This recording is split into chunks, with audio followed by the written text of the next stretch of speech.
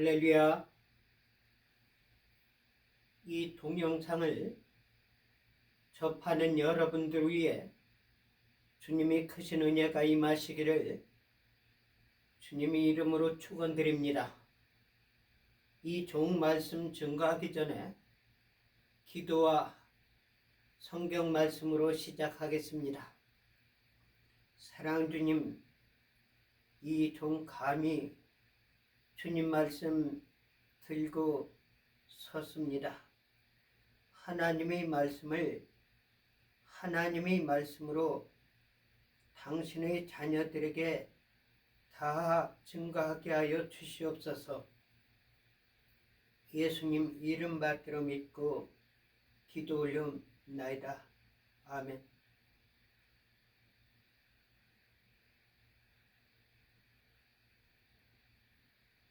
하나님 말씀이 담긴 성경 말씀 봉독하겠습니다.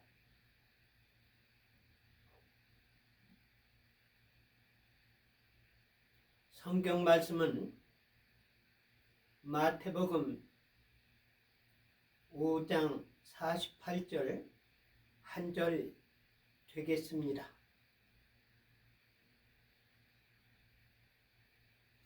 너희 아버지 온전하심과 같이 너희도 온전하라. 아멘.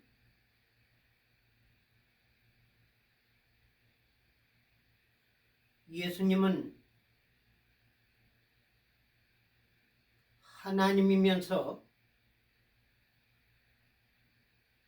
이 세상에 오신 참 하나님이요 참 사람입니다.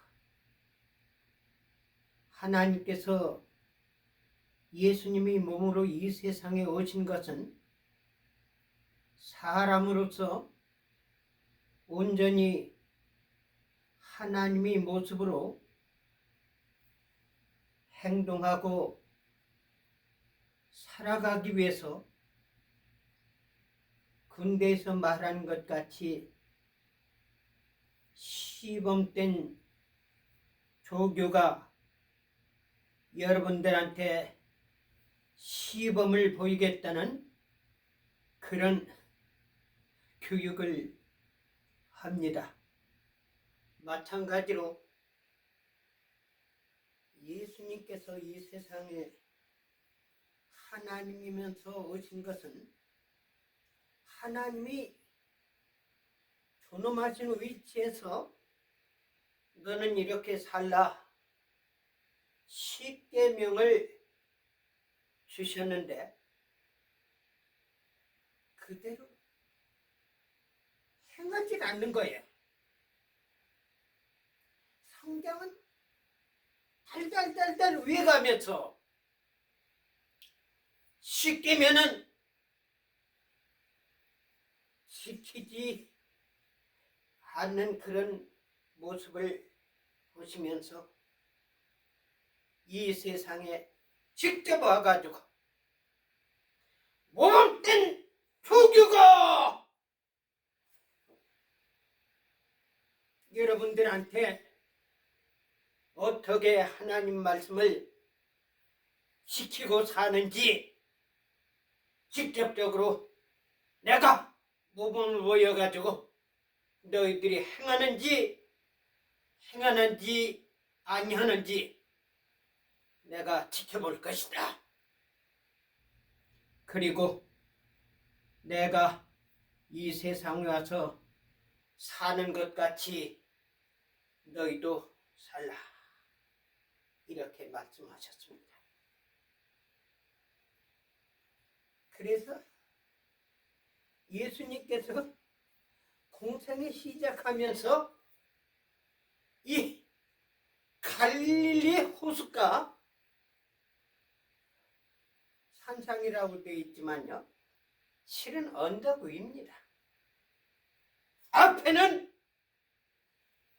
호수가 있고 그 주변으로는 모래가 있고 그리고 그 주위에는 돌도 있지만은 풀들도 있고 그런 가운데 예수님께서 바위에 앉아가지고 있으니까 제자들과 모든 사람들이 예수님 말씀을 들었습니다. 그것은 산상보훈이라고 합니다. 산상보훈 가운데는 이 10가지 말씀을 하셨습니다. 그 가운데 기록된 것은 마태복음 5장, 6장, 7장 이 세 장이 나옵니다. 거기에서 마태복음 5장 마지막 절에는 너희 아버지 온전하심과 같이 너희도 온전하라 라고 말씀했습니다. 그것은 뭐냐면 예수님이 가르침은 선지자들이나 구약 성경에 기록된 계명들을 지켜 행하라 이 정도가 아니라 그 이상을 하라고 말씀하셨습니다. 그래가면서 예수님께서는 구약의 하나님 말씀과 구약의 계명을 지키는 그 정도가 아니라 그 이상을 하라고 말씀했습니다. 사람들이 약간 착각을 하는 것 같아요.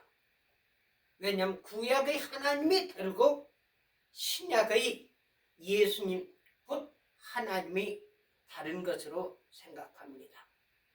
그러나 예수님께서는 다른 것이 아니라 더 온전하게 여러분들한테 내가 시범적으로 신앙생활한 것, 하나님 섬기는 것, 이웃과 사랑하는 관계를 직접적으로 보여줘가면서 행해가면서 우리에게 말씀하시고 그대로 행하라고 말씀했습니다.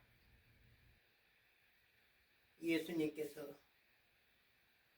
자기가 불법을 행하고 자기가 말한 것을 지키지 아니하고 행하라고 했다면 그 말에는 아무 힘이 없고 아무 능력이 없고 아무 영향이 없고 다만 나불나불대는 언론 잡배이 다시 말한다면은 앵무새 같은 그런 말만 주아린다고 말할 수 있을 것입니다. 그러나 예수님께서 이 세상에 오셔서 본인이 구약 성경에 말씀하신 것, 신약 성경에 말씀하신 것, 그것보다도 더 정확하게 본인이 행동해 가면서 시범된 조교가 시범을 보이겠다고 하신 것 같이 말씀하셨다는 사실입니다. 그래가면서 뭐라고 말씀하셨느냐면 아버지 온전하신 같이 너희도 온전하라. 그래가면서 또 뭐라고 말씀하냐면은 내가 율법이나 선지자나 폐하려 온 것이 아니오 온전케 하게 하기 위함이라고 말씀했습니다. 다시 말한다면은 구약에 바위에 새겨서 써놓은 십계명보다도 더 온전하게 완전하게 말씀하신 것이 예수님의 교훈이었습니다. 그러므로 인해서 구약 성경에서 기록되지 않은 그 이상을 예수님께서는 행해가면서 우리에게 행하라고 그랬습니다. 다시 말한다면 원수가 줄이거든 먹을 것을 주고 오리를 가고자 하면은 심리를 동행하고 겉옷을 갖고자 하면은 속옷까지 주라고 말씀했습니다. 그리고 이웃을 사랑한 것에 대해서 내 친족이나 너를 사랑하고 좋아하는 사람만 사랑하면은 이방인과 무엇이 다른가? 라고 말씀해가면서 너희는 원수에게 저주하지 말고 위하여 기도하라 라고 말씀하고 있습니다. 이 마태복음 5장에는 다시 말한다면 하나님께서 이 세상에 우리를 만드시고 영적인 것과 이 세상에서 사는 그 방법에 대해서 두 가지를 접목해가지고 활동하신 사실이요 그대로 행하라고 하신 말씀입니다. 그러므로 예수님께서는 우리에게 말씀하시기를 이 영적인 문제가 그뿐 아니라 이 육신적인 이 세상의 삶을 말씀해가면서 결론적으로 하신 것이 너희 아버지 온전한 것 같이 너희도 온전하라. 온전이 뭡니까? 하나님의 향한 것 같이 온전히 따라서 살아가라고 말씀하고 있습니다.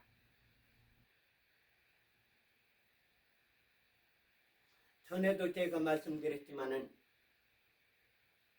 하나님께서 이 세상을 창조하시고 무척 좋아하셨다고 말씀했습니다.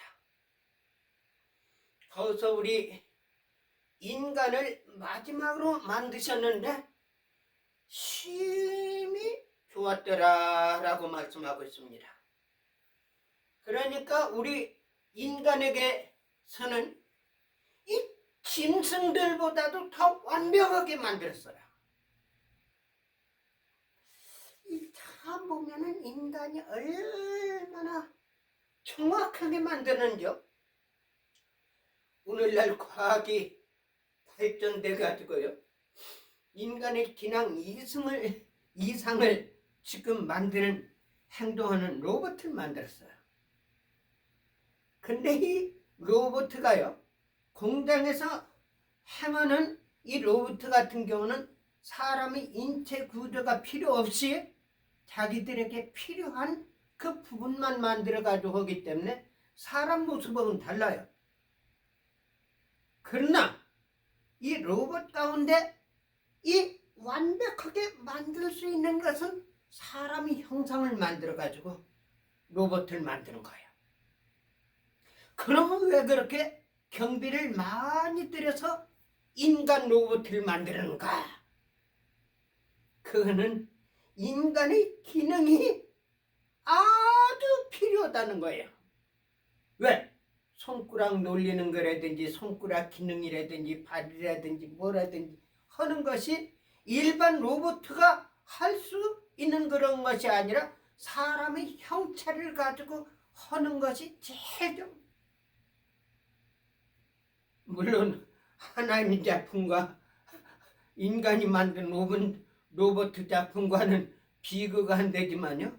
어쨌든 인간이 만든 로봇가 지금 어떤 경우에는 사람의 기능보다도 더 정확하게 하는데 그런데도 불구하고 사람의 모습을 만드는 인간 로봇가 더 정확하다는 거예요. 하나님께서는 인간을 만드시고 심히 좋았더라고 말씀하고 있습니다. 그런데 한 가지 저한테는 궁금한 것이 있어요. 오늘날은 남자들이 수염을 좀 깎거든요. 근데 왜 하나님께서 수염을 남자한테는 기르게 하시는가? 사자나 호랑이나 공작이나 새나 이런 것들 보면 말이야, 실은 수컷이 더 멋있거든요. 암컷하고 달라요. 이 한국에서는 공작 보기가 쉽진 않지만요, 공작도 이 머리 이렇게 보면 뭐냐 벼슬이 나는데 그것이 꼭 우왕이 만든 것 같이, 그 모자 쓴 것 같이 그렇게 벼슬을 갖다가 수술을 갖다가 올려놨는데, 실은 이 한국의 꿩이라든지 이런 걸 보면은 이 수컷이 얼마나 아름다운지 몰라요. 암컷 꿩보다도 수컷이 더 아름다워요. 더 멋있어요. 근데 인간에게는 그 수염이 불필요하고 어떻게 보면 지저분하게 생각돼가지고 수염을 깎지 않는 경우가 있어요. 깎는 경우가 있어요. 저도 마찬가지고.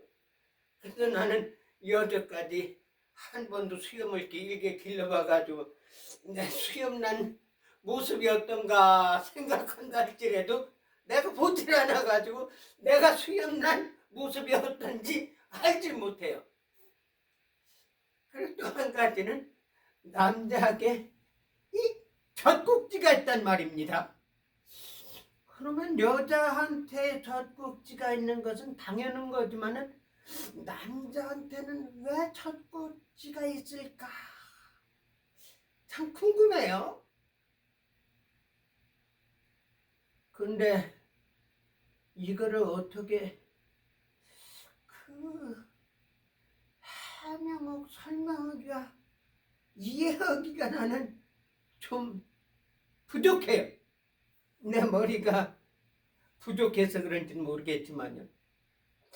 그래서 이 남자에게 이 젖꼭지를 만들어 주신 것은 옛날에 여자를 만들기 전에 남자를 만들어 가지고 이 자식을 낳아가지고 젖 먹이는 그런 시스템이 되지 않았나. 만약에 하나님께서 오늘날 여자를 얻게 만들고 남자만 해가지고 대를 잇게 한다할 것 같으면 이 남자의 젖통이 툭 나와가지고 어린 나이가 젖을 먹게 만들게 그렇게 하시지 아니할까 생각되는데, 그 창세기에 보면은 하나님께서 남자를 만드시고 그 뒤에 남자가 혼자 있는 것이 좋지 않기 때문에 돕는 배필을 주셨다 해가면서 여자를 두시고 여자를 통해서 대를 이어나는 남자 아이, 여자 아이를 낳게 만드는 것이 아닌가. 그렇더라도 저는 이해가 안 돼요. 그러나 어쨌든 하나님의 창조의 작품에 대해서 좁은 머리 가지고 제가 어떻게 다 이야기할 수 있겠습니까? 근데 이 세상의 모든 동물 보면은 너무나도 희한해요. 사람은요, 발 가지고 가는데 실은 이 두 발 가지고 가니까 이 짐승만큼 빨리 못 달리거든요. 이 사자나 호랑이나 말이나 개나 이런 거 보면요, 네 발 해가지고 얼마나 빠른지 말이요. 제거라고 그러죠. 한국에서는 그걸 뭐라고 그러냐면은 이 표범이라고 그래요.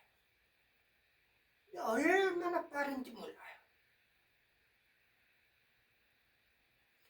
그런데 이 보면은 이 발이 6개가 있고 8개가 있는 거 있거든요. 가재 같은 경우, 개 같은 경우, 여러 가지 짐승들 가운데서도 이 발이 많은 게 있어요. 심지어 지네 같은 경우는요, 이 발을 셀 수가 없어요. 아마 20개 이상 되지 않나. 그럼 발 가지고 이렇게 가는데 나는 좀 궁금하고 이상한 것이 말이에요. 발도 없는 것이 얼마나 빨리 달리는지 말이에요. 빨리 가는지. 그것이 뭐냐면은 뱀입니다. 뱀. 여러분들 뱀 보셨죠? 뱀 발이 있습니까? 발이 있어요. 근데도 어떻게 그렇게 작아요? 이 하나님이 창조의 섭리는 우리가 다 계산할 수 없는데 어쨌든 하나님께서 인간은 모든 만물을 만드시고 최후로 만든 것이 인간의 작품입니다. 보시고 심히 좋았더라고 말씀하셨는데 여기에서 하나님 창조의 섭리를 깬 것이 누구냐면은 사단입니다. 사단. 이 사단이 제가 생각할 땐 이 지구에 하나님이 창조한 이 생성된 영계의 세계라고는 난 보질 않아요.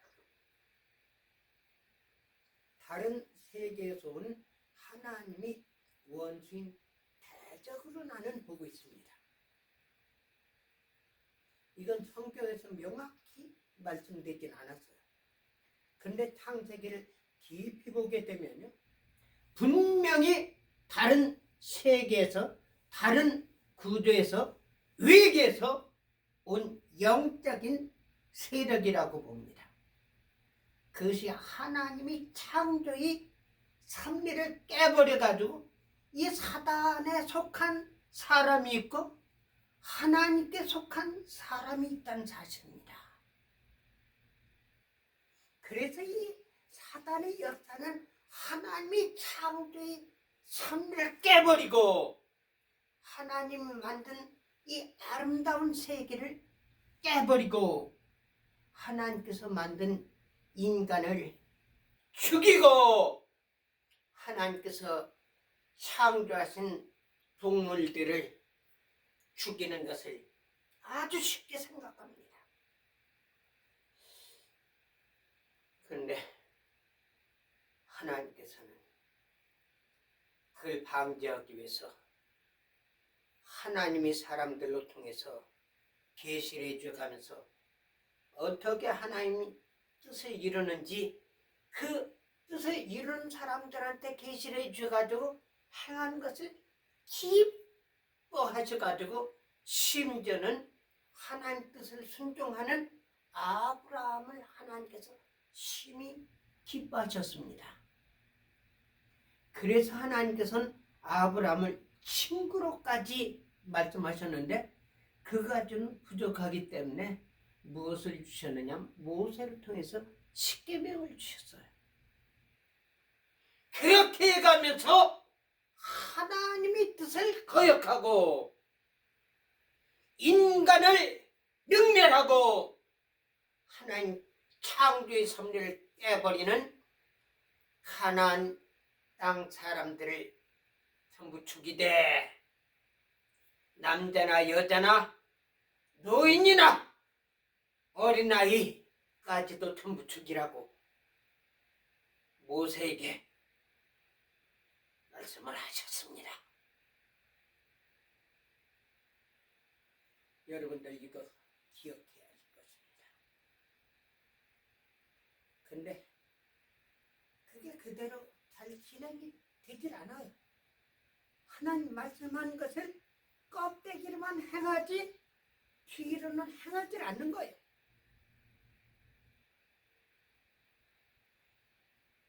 여러분들 성경에서 간음하지 말라 했는데요.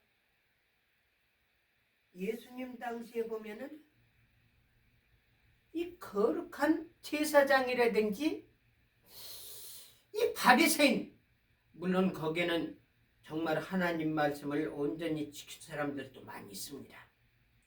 이런 사람들이 나와가지고 막 설치된 그런 일은 하지 않는 것 같아요. 근데 어느 가늠한 여자를 잡아가지고 와가지고 예수님을 시험하기 위해서 이야기를 합니다. 예수님, 여기 간음하다 현장에서 잡혀온 여자입니다. 성경에 보면 간음한 자는 죽이라고 되어 있는데 어떻게 했으면 좋겠습니까? 예수님께서 말씀하십니다. 누구든지 간음하지 아니하는 자는 나와서 이 돌로 이 여자를 쳐 죽여라. 그러니까 슬슬슬슬 눈치 봐가면서 전부 가버렸다고 그랬습니다. 그래가면서 예수님께서 그 여자에게 다시는 죄를 범하지 말라. 다시는 간음하지 말라. 이것이 예수님의 메시지입니다. 이것이 예수님의 설교입니다. 이것이 예수님의 가르침입니다.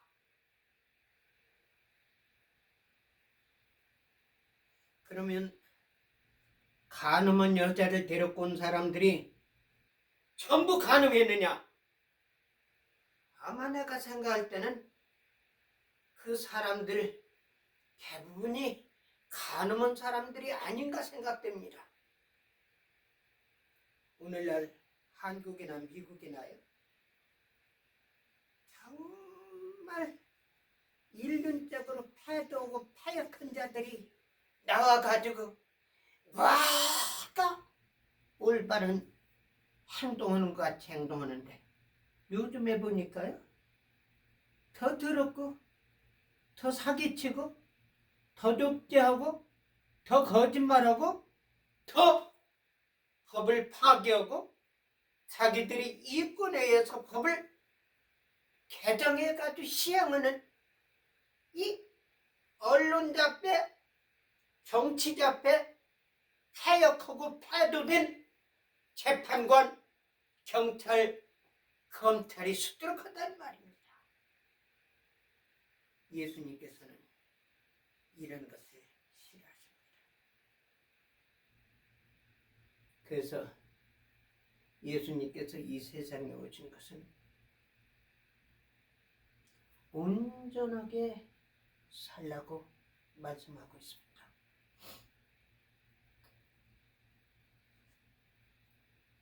요번에 정말 보기 힘든 치유적인 이상 기류가 흘렀습니다.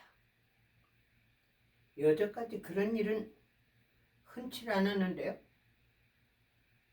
이 특별한 이상 기후가 어디서부터 시작되느냐 하면은 저기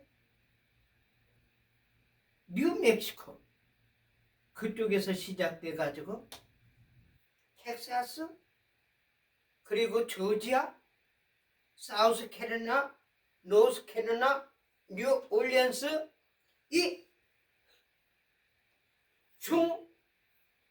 동부, 그리고 남부에서부터 저 북쪽까지 어마어마한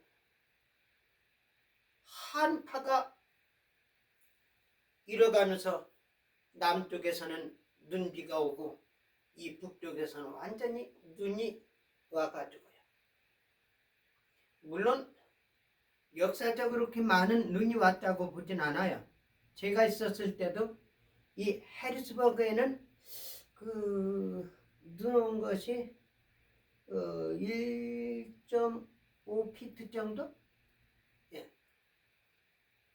그러니까 한 50cm 정도는 왔었어요. 그렇게 온 적이 있었는데, 이번에는 1풋 정도? 1풋이 조금 못 될 겁니다.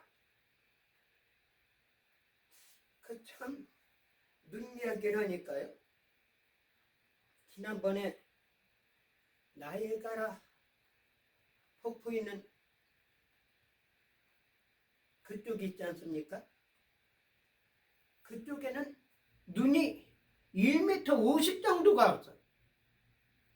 그래가지고 차보다도 더 눈이 많이 왔었던 그 토론토 지역이 있었는데요. 눈은 그렇게 많이는 오진 않았지만은 어쨌든 이 미국 동남부 지역에서부터 중부, 이 동부, 북부로 싹 쓸어가지고 눈이 그렇게 많이 왔는데, 특이한 것은 뭐냐면 날씨가 얼마나 추운지 말이에요. 그 날씨가 이렇게 계속적으로 추운 적은 없었거든요.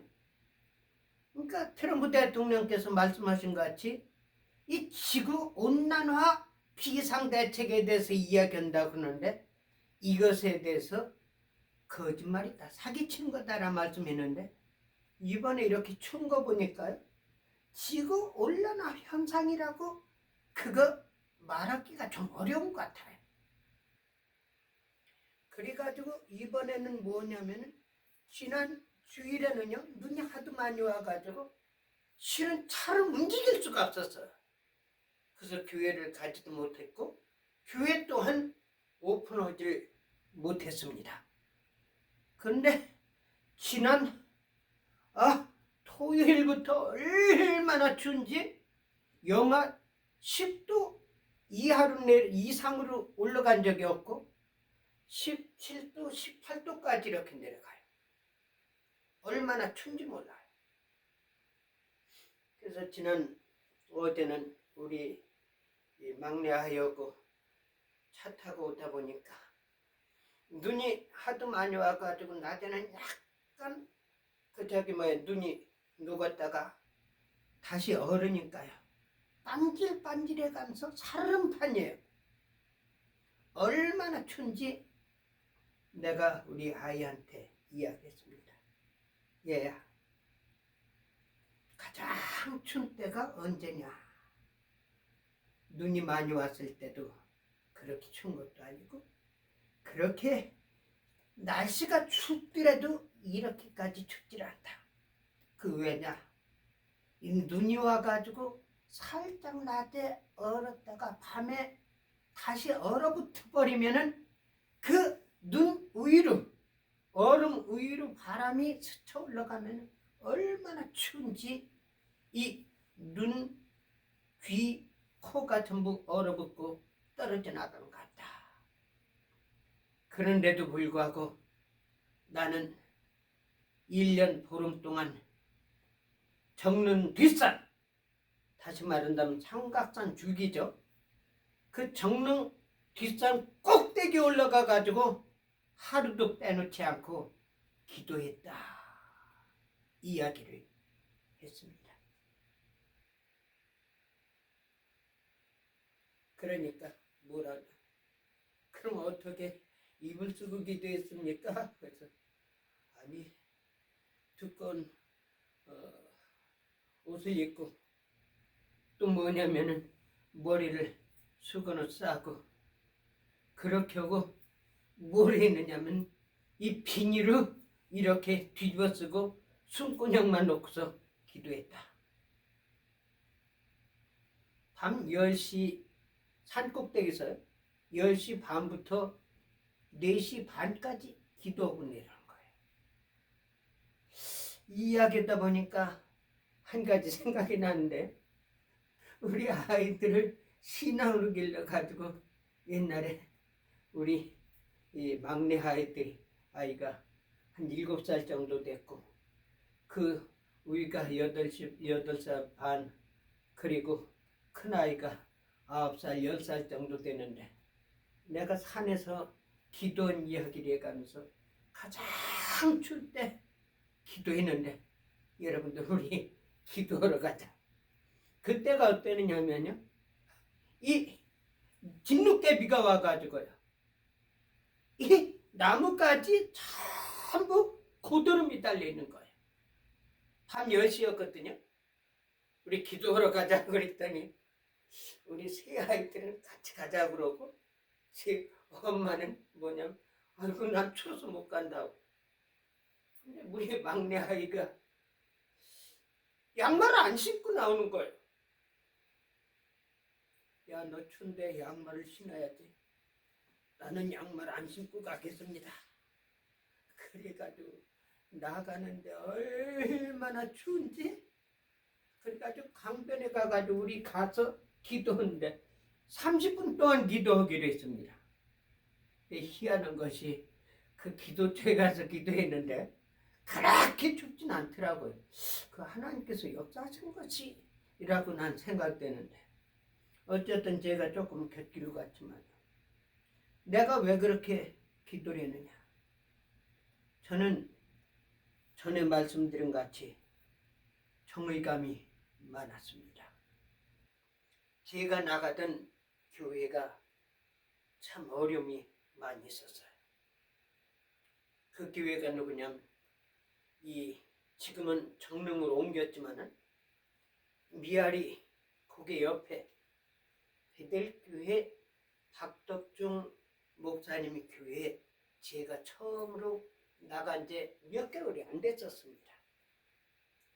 근데 그 뒤에 보니까 뭐냐면 이 교회에 문제가 일어났어요. 왜 문제가 일어났냐? 이 목사님이 능력이 너무너무 어마어마하게 나타나는 겁니다. 근데 특이한 거는 다른 사람들하고는 달라가지고요.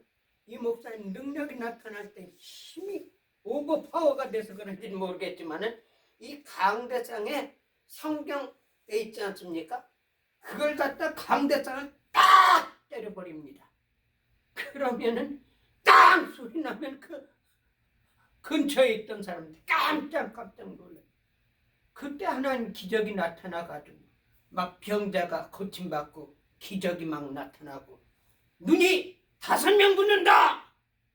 그렇게 말씀하시고 눈 붙은 사람이 일어나라고는 5명이 일어나는 거예요. 이번에는 5명이 한꺼번에 손이 붙는다! 그럼 막 기도하면은 사람들이 뒤엉켜요.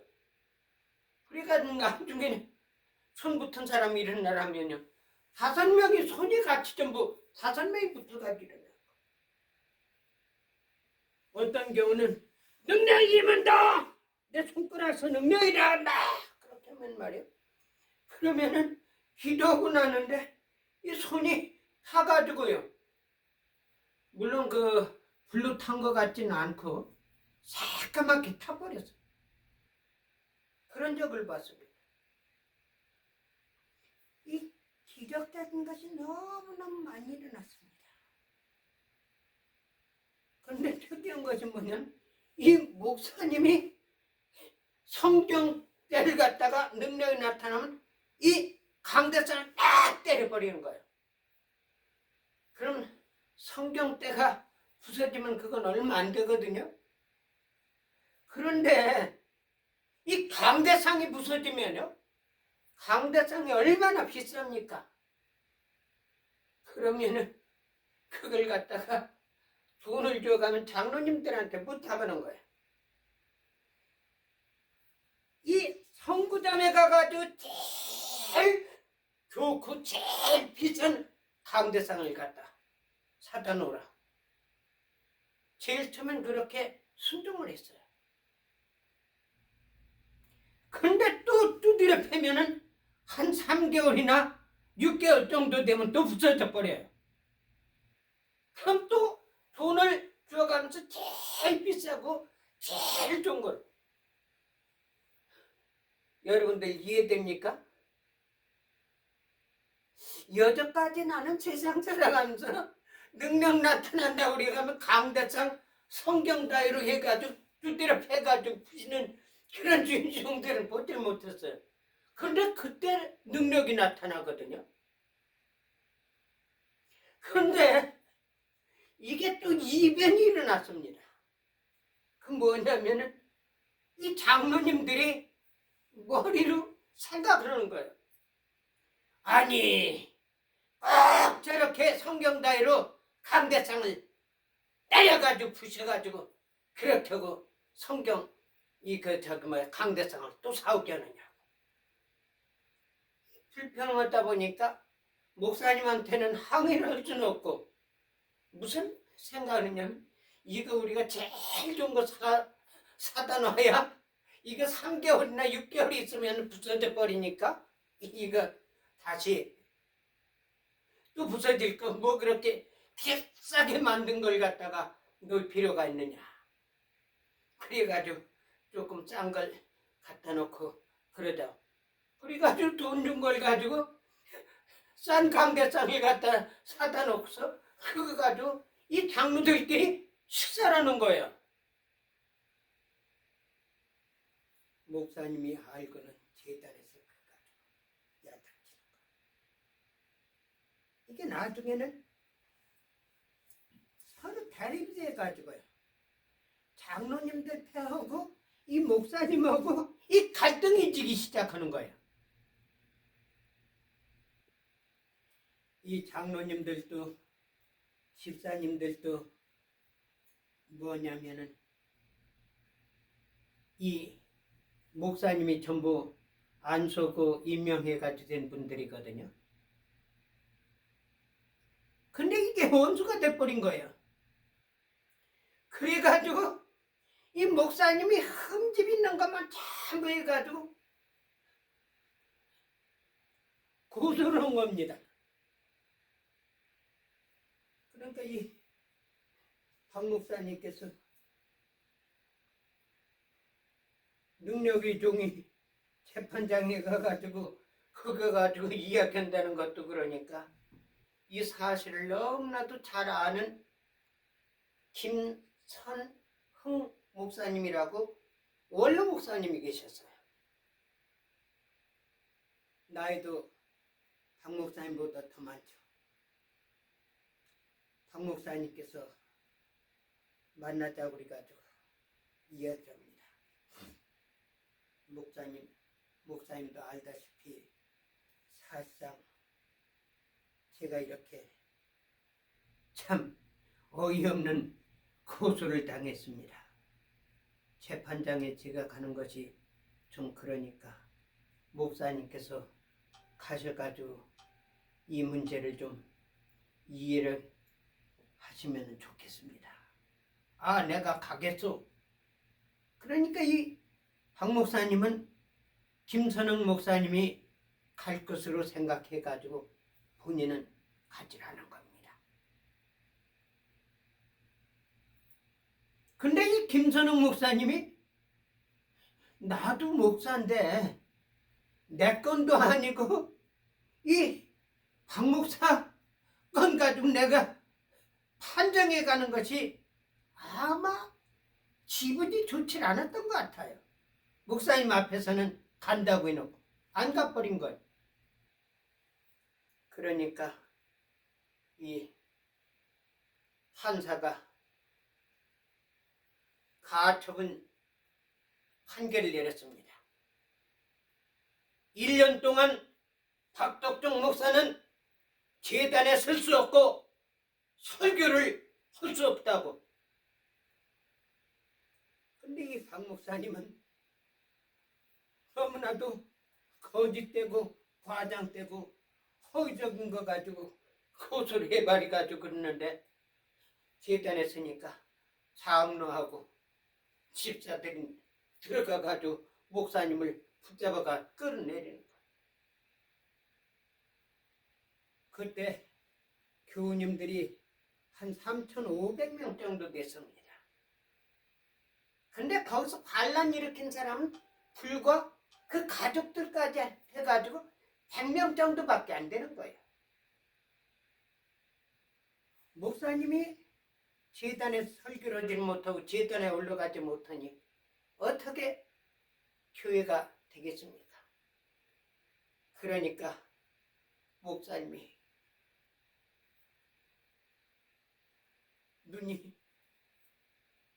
눈물이 고여가면서 나는 이제부터 목회하지 아니하고 세계 부흥 선교만 하겠다. 그러니까 한 100여 명만 남겨놓고 3,000여 명이 전부 내려온 거예요. 그래서 제가 박 목사님께 이야기했습니다. 목사님,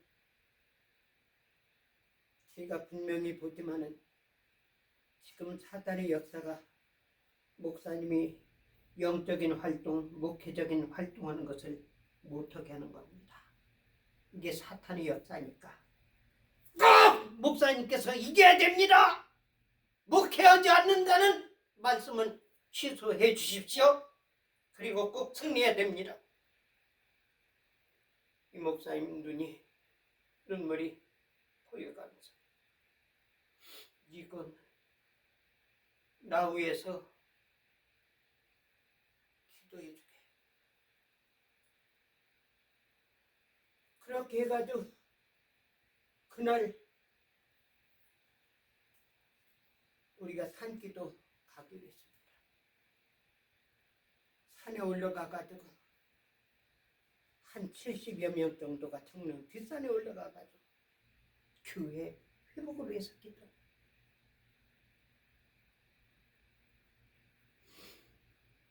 그런데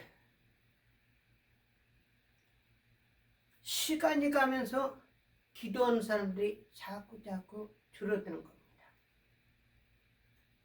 남자들은 최고 꼭대기 봉 올라가가지고 기도하고 여자들은 그 밑에서 기도하고. 근데 비 올 때도 저하고 최덕순 목사님은 그때는 권사였었죠. 남자 권사님이신데 이 선생, 예, 우리 꼭 승리할 때까지 산기도 계속합시다. 네, 그렇게 합시다. 저는요 분명히 이야기하지만은 박 목사님이 성전을 다시 회복할 때까지 저는 계속 기도하겠습니다. 만약 박 목사님이 회복되지 않는다 것 같으면 난 산사람이 되겠습니다. 그렇게 합시다. 우리 승리할 때까지 하루도 빼놓지 말고 산에 올라갔습니다. 비가 올 때는 우산을 쓰고 비닐을 뒤집어 쓰고 그렇게 없어 올라가가지고 비닐을 속에 머리 박고서 기도를 하는 거예요. 그렇게 하고 내려오는데요. 이 비 올 때는 아무리 소나비를 할지라도 그렇게 큰 문제 되진 않아요. 왜냐면 비닐을 뒤집어 쓰고 기도하니까. 근데 문제는 추워지기 시작하는 거예요. 얼마나 추운지 말이에요. 말도 못해요. 지금같이. 여러분들 생각해 보세요.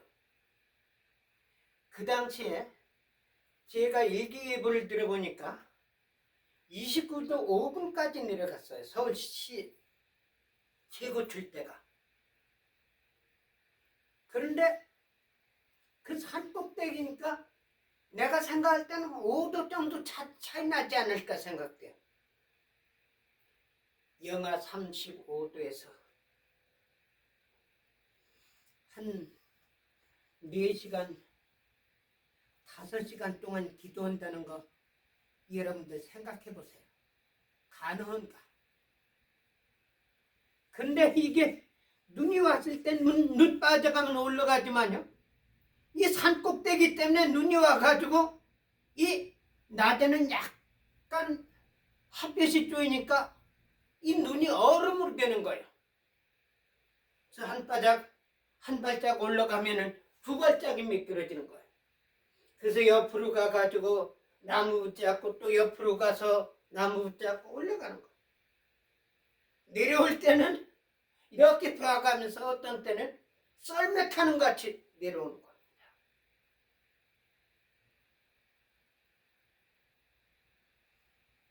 정말 추워요. 근데 최덕순 권사님이 이야기를, 이 선생,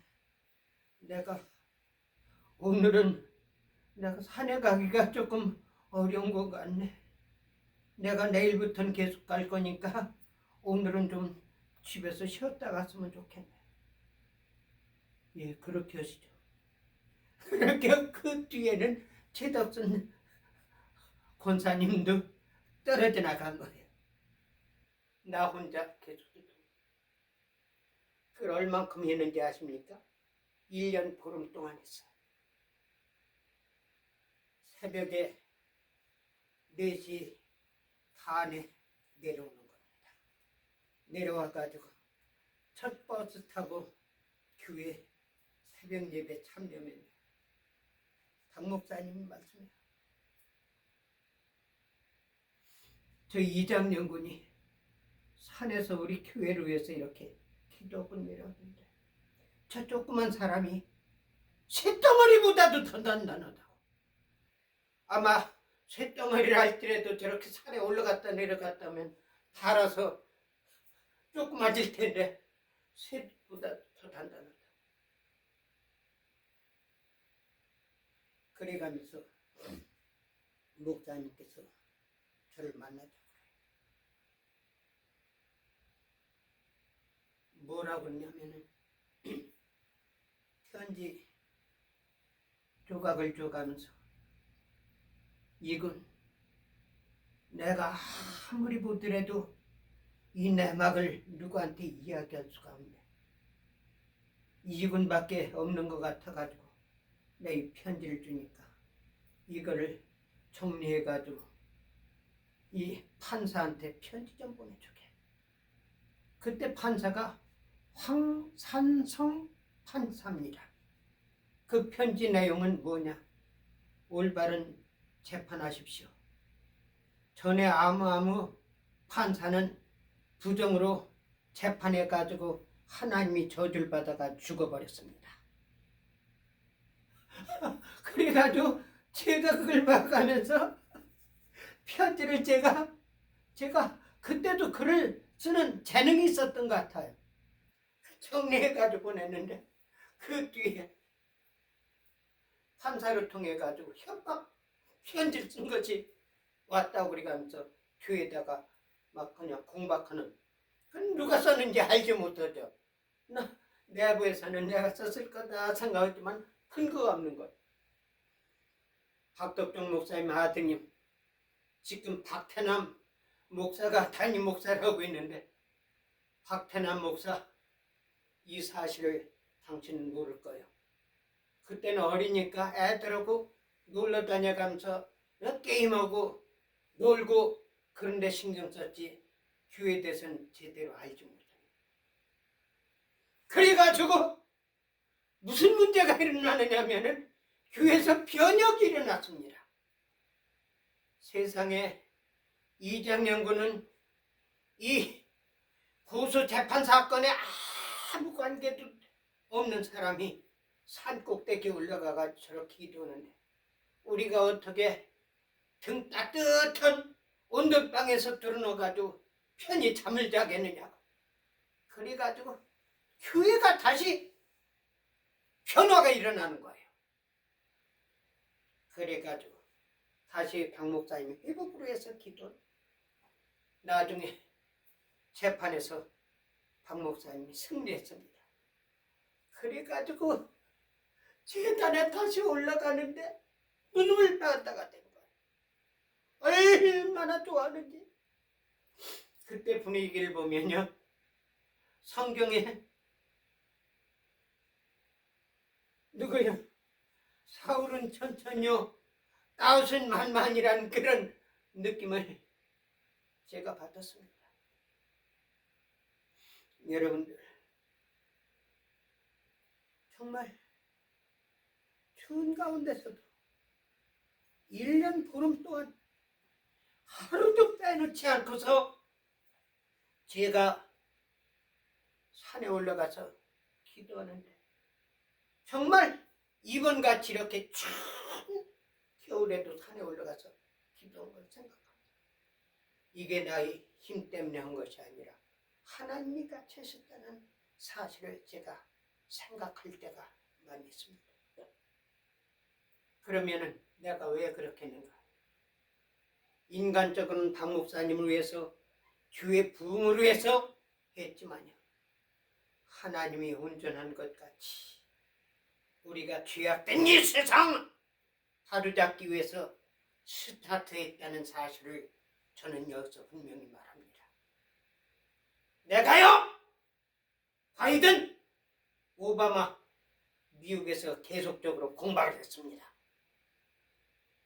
제 영향이 많이 미쳤습니다. 그리고 박덕종 목사님 다시 회복된 것 같이 트럼프 대통령 다시 회복하는데도 크게 기여를 했습니다. 그래서 트럼프 대통령이 저한테 편지 쓸 때는 항상 존칭을 써요. 이번에 또 하나 메시지를 받았습니다. 그게 어디냐면은 이 존슨 하원 의장이 저한테 메시지를 보냈습니다. 장리, 당신은 우리 공화당 하원 지도부에서 최고의 어드바이저로 추대를 합니다. 여기 받아주십시오. 그래가지고 제가 거기에 엔솔했습니다. 그런데 제 이력에는 하나가 또 붙게 된 거예요. 뭐냐? 미 하원 공화당 최고 어드바이저, 퍼스트 어드바이저라고 되어 있습니다. 영어로. 그냥 어드바이저라고 하면 될 거예요. 하원 어드바이저, 공화당. 이거 여러분들 제가 분명히 이야기하지만은 실은 임창근 박사님은요, 한국 사람으로서 전에도 없었고 앞으로도 그런 분이 나올 수가 없어요. 그분은 정말 대단한 분입니다. 한국 사람들이야 아무것도 몰라가면서 아는 척 해가면서 임 박사님을 폄훼하는 자식들이 얼마나 많은지 몰라요. 이분이 쌓는 한국, 미국에서 얼마나 기여를 많이 했는지 몰라요. LA 평화이종 만든 거 있지 않습니까? 그것도 임 박사님이 하신 거예요. 그렇게 하고 LA에서 나온 영김 하원 의원, 그 사람도 임 박사님이 만들어줬다고 여러분들은 생각하시기 바랍니다. 임 박사님이 기여한 것은 어마어마하게 많이 있고 한미동맹 결속에 의해서 얼마나 기여했는지 몰라요.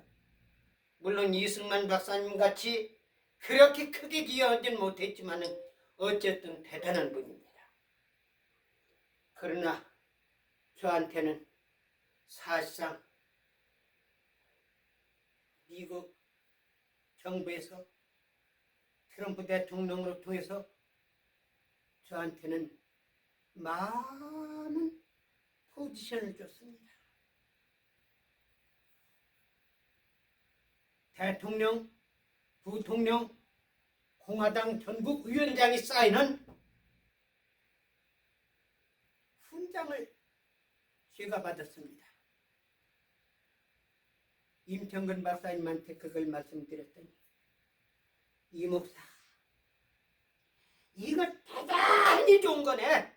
기자들 전부 모여놓고서 발표라고. 그러나 저는 그렇게 하진 않고 SNS에다 올렸습니다. 사람들은 트럼프 대통령 앞에서 트럼프 대통령이 직접 줘야 그게 훈장으로 생각하지만요, 그것만 훈장이 아니에요. 어쨌든 쌓이는 것이 저인데요. 2017년부터 계속 저한테 대통령 돼가면서 해마다 보내준 것이 있습니다. 그것은 뭔지 아세요? President's Advice, White House Advice. 그리고 하원에서도 훈장을 줬습니다. 그리고 트럼프 대통령 공식 캐비넷 멤버로 저를 추천해 줬어요.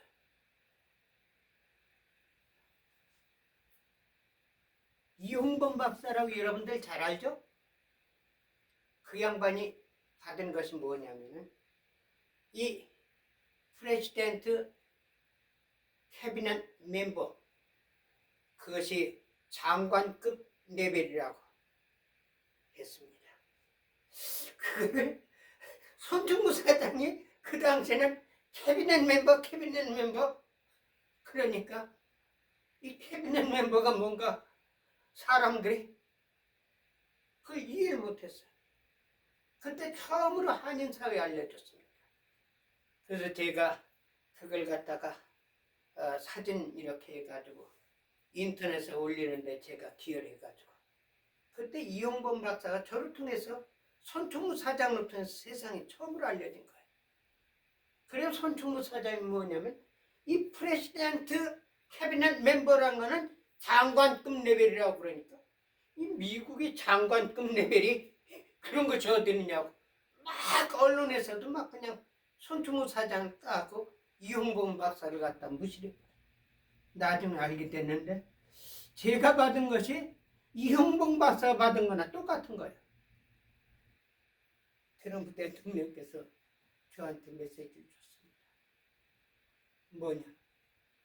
이거는 대통령인 나로서 일반 사람들한테 줄 수 있는 최고의 명예의 포지션이다. 이것은 장관 같은 그런 위치에 있지만 장관은 내가 지시하지만 당신의 포지션은 나한테 자문해 줄 수 있는 그런 위치다. 이렇게 말씀해가면서 저한테 종종 중요한 포지션이라든지 상을 줘가면서 이 상은 벤스 부통령도 받았고 또 루비오 국무장관도 받았고 제넷 그 대변인도 받은 것이다. 그렇게 가면서 내가 당신을 생각해가지고 내가 오늘 새벽에 당신을 생각하고 당신한테 이걸 준다. 이 직책을 받아다. 참, 한국 사람 가운데 저같이 그렇게 미국 정부에서 미국 대통령을 통해서 많은 보직을 받은 사람 없다고 나는 당연히 여기서 밝힙니다. 그러면 왜 그렇게 되는가? 저는요 누구한테 상 받기 위해서 누구한테 칭찬받기 위해서 하는 것이 아니라 하나님이 뜻을 이 땅에 이루는데 기여하기 위해서 한 거죠. 미국이 살아야 전세가 살 수 있기 때문에 제가 지금도 트럼프 대통령을 위해서 기도하는 겁니다.